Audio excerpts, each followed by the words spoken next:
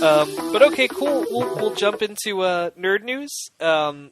We got some cool stuff this week, guys. As always, greatest listing of news ever. Like, we always produce great content. So yeah, we have a couple of gaming pieces. Dude, Adning, do you mind if I take the first one? Yeah, go ahead. Sweet. Thanks, Adnan. So really cool news. Uncharted 4. Sony has announced, or Naughty Dog rather, has announced the release date for Uncharted 4, along with information on the various collector's editions that are going to be, released for the game. So, Uncharted 4: A Thief's End is going to come out on PlayStation 4 on March 18th, 2016. So that's not too far from now. I think they said Q4 originally, and now it's like, this is definitely Q3, so that's really cool. And they announced 3 different collector's editions. So the first one is called Uncharted 4 Special Edition. It costs $80, and it comes with the Uncharted game, a steelbook case, a hardcover art book, a sticker sheet, which is like, why? And something called Naughty Dog Points, which are going to be used to unlock various pieces of multiplayer content. Yeah. Yeah, dude. Naughty Dog. Boo. Yeah, I same feeling, dude. When I read that, I'm like, I don't know about that.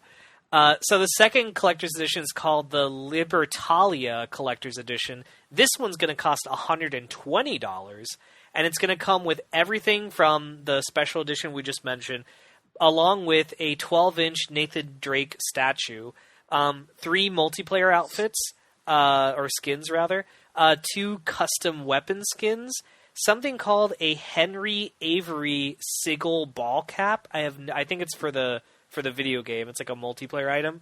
And then something called Madagascar sidekick outfits. Again, I think all of this, it's basically a bunch of skins and a statue. That's what it is. Mm-hmm. Yeah. And then the last collector's edition is a digital deluxe edition. So if you want to get the digital copy of the game, this is what you get.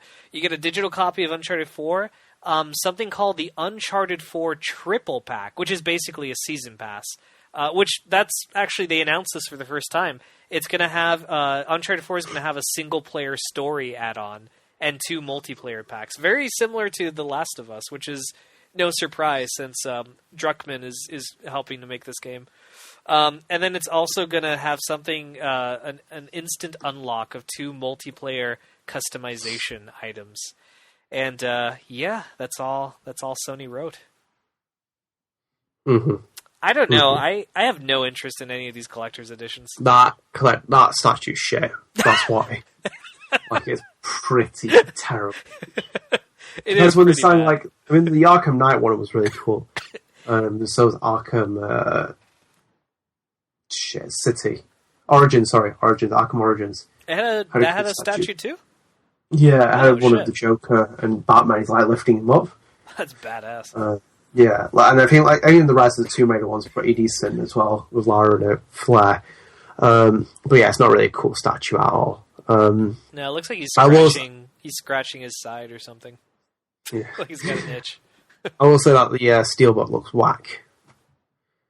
Looks really cool. That looks really terrible. I never really looked at it. What, you think it looks bad? Yeah, you think it looks cool? I like it. I think it's cool. The artwork thing? It looks like a comic book? I don't know. I think it could have been better. I think they could have gone for more of like a Drew Struzan type look, like a realistic type thing. I feel like that's more Uncharted. I mean, it's not terrible, but it's okay. I mean, it's never going to be Shinkawa art, but I mean, obviously it's its own thing, though, isn't it? That's true. I did like that. I mean, it's not, at least it's not as bad as the Nathan Drake collection special edition. The stickers. We all want stickers. Yeah, what is with that? They have stickers in this one too. Why? Who's like, that's what people want? Stickers. Let's give them stickers.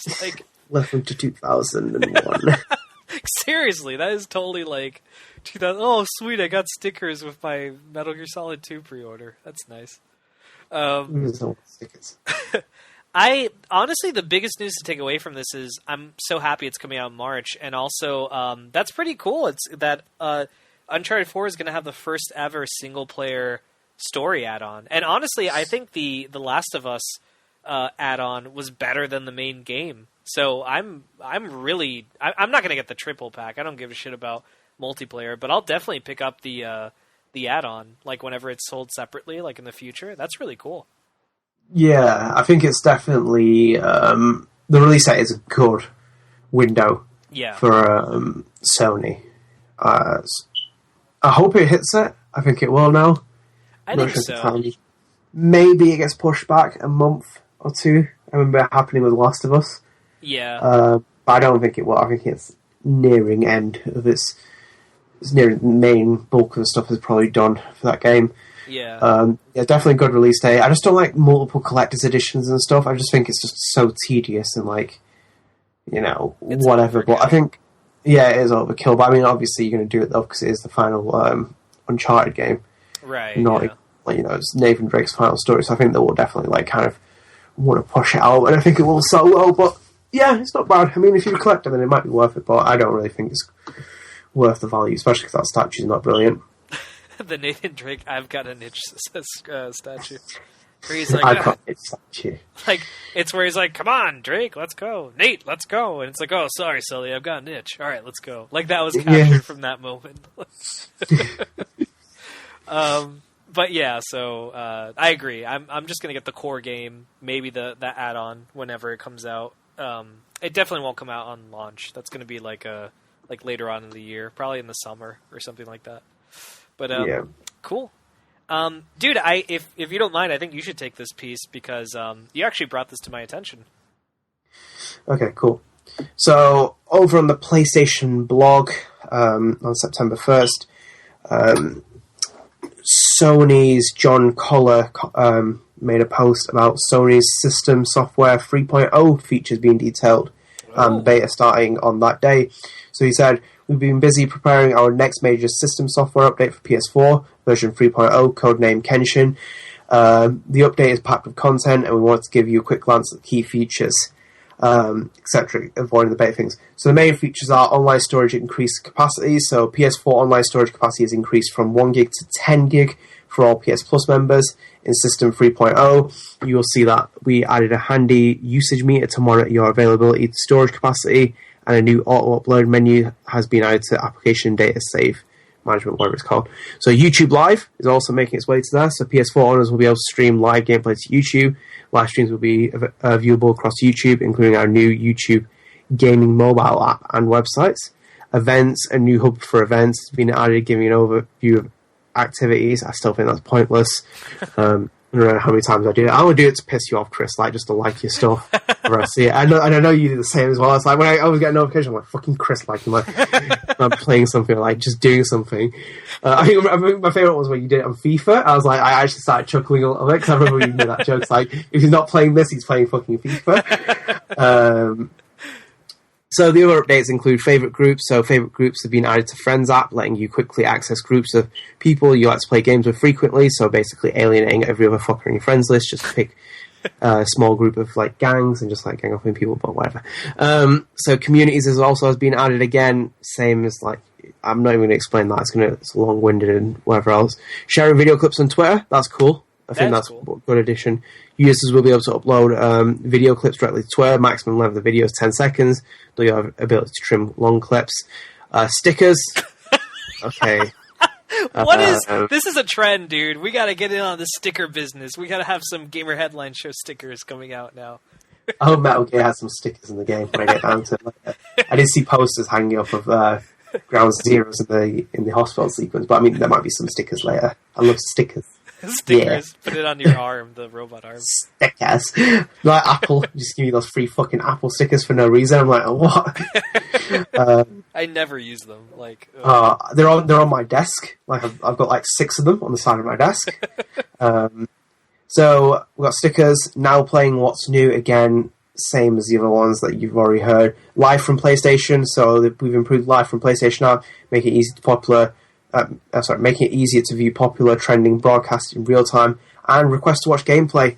Want to view a friend's gameplay session? Now you can send a request to watch notification to a player, which will start a live broadcast or share play invitation to the person playing. Awesome! So if I ever see you playing Rocket League, I could just say, "Hey, man, can I watch it?" Yeah, or FIFA. yeah, FIFA. Yeah, that's definitely a cool feature. I think there's still... It's got cool little things here and there, but some of it is really pointless. In my opinion, like stickers and etc., and like all the kind of communities and like events hubs and stuff like that. Just who even uses that? But like that's just kind of pointless to me. I think there's still a massive overhaul that needs to be done. That entire just dashboard needs to be redone. I mean, it's like a new PlayStation dashboard because I think it's so clumsy, like with the amount of games I've scattered across it. Yeah. And like just folders here and there. I think like I've always said this as well. Like this is not like an Xbox fanboy statement, but I think that Microsoft has always nailed the dashboard. But the dashboard is so easy to use on Xbox. It's just so much tidier. I agree. I think it's I mean, to be honest, like the Xbox. I know I told you off podcast. I got used to the Xbox One operating system. At first, I was very confused, but like once you really get used to it, I personally think it's a better. Like, it's better organized than how PS4 is. I mean, I still love the PS4's like the simplicity of it, and it flows so well. It's a lot less clunky. But yeah, I think like some management would be nice, like user management, just to kind of like get things a little bit more, organized. I just don't like how it's like you basically go all the way to the end and then click your thing. Like, I think folders, almost like how they do. I mean, the fucking Wii U does it, for fuck's sake. Like. That speaks volumes. Like Nintendo even lets you make folders. But yeah, yeah. But dude, I like the update. I think it's really cool. They're giving 10 gigs now instead of 1 gig. That's really generous. That's really cool. YouTube Live, that's cool. I mean, I probably won't really use it, but I think that's really cool. The events thing, I actually think is really cool. I like how it's all going to be in one spot, and and then everything else, the now playing what's new. I mean, all of that, that's cool. Like they're making like little, changes and stuff like that. It's gonna look nice. I mean, in theory, it's gonna look cool. So, maybe by the time we get to like 3.5 or something like that, they'll start like changing it a little bit visually. But this is a nice big update. This is like nice that they're. I just wish they had a 3.0. I just wish they had the kind of like Xbox feedback where you can submit like player feedback and stuff, and like you can request features and stuff. It's just like I think the last update when they introduced that snapshot of trophies during your lock point. Yeah. So fucking pointless. No one ever does that. It always takes pictures of at the worst moment where the screen's black. Like a main menu screen, or like or the dashboard or something. It's so ridiculous. But yeah, I do take it on board that I wouldn't mind seeing this, but I do think the entire dashboard needs an overhaul by the end of the year. Just because it's like it's been out its first cycle. You might as well get it into a next step to improve on. No, most definitely. Hopefully it'll get there. I mean, this is a good first step, like I said. But cool, yeah, I look forward to that. When do they say it's coming out? Is it soon? I'm not sure. They've just said that the beta's in rows. I think it will come out maybe October. October? Yeah, maybe October, like late September or something like that. That'd be cool. All right, cool. Well, I'll look forward to that.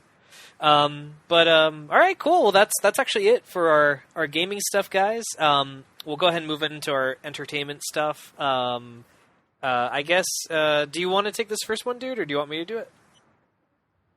I'll leave it to you. Okay, I'll just take it.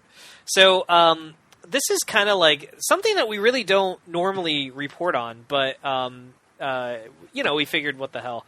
We do try to cover like a lot of different news pieces and entertainment. But, so there's an HBO TV film, called All the Way that's being released. It's actually being directed by, Jay Roach, who actually is the director of the Austin Powers trilogy, among other stuff, but that's what I will always remember him from. Really? So anyway, they released the first image of Bryan Cranston, who, as everyone knows him from Breaking Bad, and of course Malcolm in the Middle.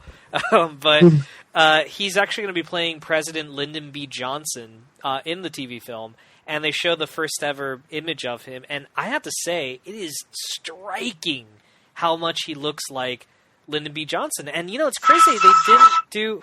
What the hell? That was an advert, sorry. No, it's cool. That was not the Phantom Pain, Chris. That was your iDroid. Okay.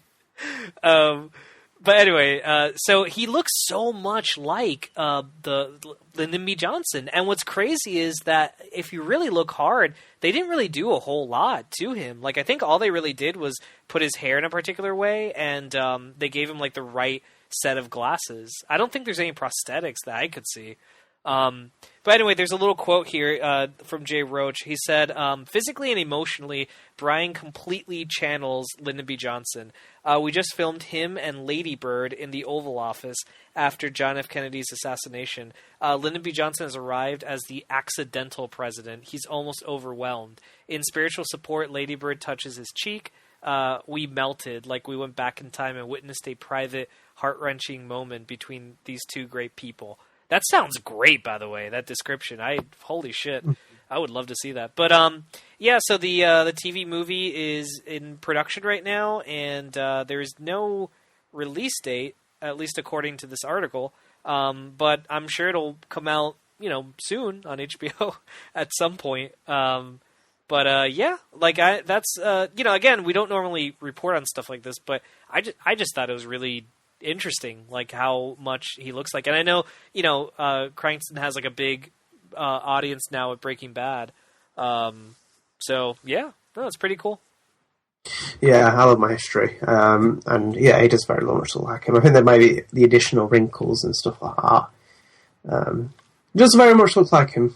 Yeah, it's crazy. I mean, if you see a picture, it's like pretty much. You need more. You need more than looks, though. To get the kind of good roles, Kutcher, Steve Jobs. Yeah. Yeah, well, I mean, like Bryan Cranston's another leap from Ashton Kutcher in acting. But yeah, it's cool though. Definitely like look. Very interested in the idea of HBO doing this kind of thing. I think Lyndon Johnson has a fantastic history. Mm-hmm. He's one of America's most successful presidents for passing legislation historically as well. And, he had some great, some good moments, some bad moments, and just parts of one of the, a great area for focusing on historically and kind of just delving deeper into him, mm-hmm. if anything. Yeah, I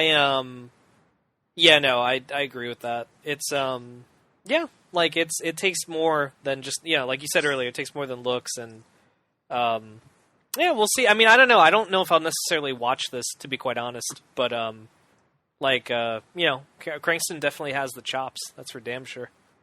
Yeah. But all right, dude. I guess we'll go ahead and move on to our last news piece ever. No, just kidding. It's our last one for the episode. But dude, would you like to take this one away? Oh well, I'll take this one. Let's load it up. All right, that's it. Right, so Andrew Garfield wanted Spider-Man to join the MCU, quote, since the beginning, end quote. So, we've already heard Andrew Garfield express his excitement for the new Spider-Man remake, which will star Tom Holland as Peter Parker, but in a new interview with Uproxx, Garfield revealed that he'd be petitioning to bring the Warcrawler back to Marvel Cinematic Universe since he took on the role in July of 2010.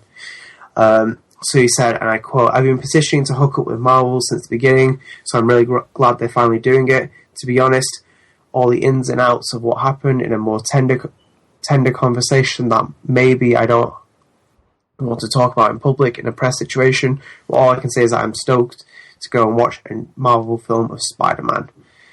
So Garfield also went to talk on about the preliminary conversations that were being had about Spider-Man 3. The Amazing Spider-Man 3, Jesus Christ. Before it was ultimately cancelled, along with a planned film of Sinister Six and the female-led spin-off. So, as he said, as I say, I'm just really excited that I get to watch. Oh, what a terrible fucking article this is. But yeah, that's basically it. Yeah, I love that if you really read between the lines, he's basically like, fuck them, those assholes. I was gonna be with the MCU. Fuck that guy. I mean, it is a bummer, man. It really is. Sony, I have to hand it to them. I remember when we were talking about that type of news years ago, that they really had all these ideas and all these concepts they wanted to bring to life. It got a little bit silly when they're like female-centric. Like, what the hell does that mean? Who is it? Aunt May? Like, what the fuck is this? But I think it's for the better that Sony stopped it before it got too big.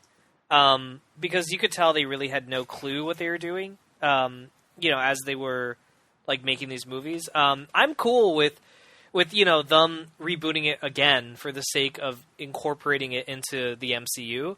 But I do feel bad for Garfield, and you could tell he's still, that part where he's like, all the ins and outs of what happened. That's more for like a tender conversation. I thought that was very interesting that he basically told the press, like, please don't fucking talk to me about something that I'm pissed about. And then when they're like, yeah, but what about Spider-Man 3 and Sinister Six and Venom? He's like, I really don't want to talk about that. Like he's trying to like really push forward. Like it still stings, man. It's still like tender. But my heart goes out to him. He's a really talented actor though, so I think he's going to find work just fine. It's just a bummer that he's a big Spider-Man fan. He got the role, and then they kind of dick him over. But hey, he met what's her name? Emma Watson, is that her name? The girl who played Gwen Stacy. Hey, he met her Emma Stone. Emma Stone, yeah, he met her, and they're dating now. So hey, man, at least at the very least, you got your girlfriend. That's pretty cool. Fuck her. Yeah, she's really pretty. Yeah, it is really cool. I think it is quite cool. Like, he was so passionate about the character and really wanted to be in it. Shame that they did get rid of him. I can see the pros and cons for doing it. Mm-hmm. Obviously, more the pros are that, they don't really want to associate with the Sony developed films, and you want to make it into their own kind of thing. But yeah, I mean, we don't know anything about the Spider-Man film at all. I think it's going to be a big push for them in a different direction, Marvel. Well, I'm very, very interested. But I mean, his quotes are just a little bit, as you said, they were kind of like, you know what, fuck you. Basically, massive F you.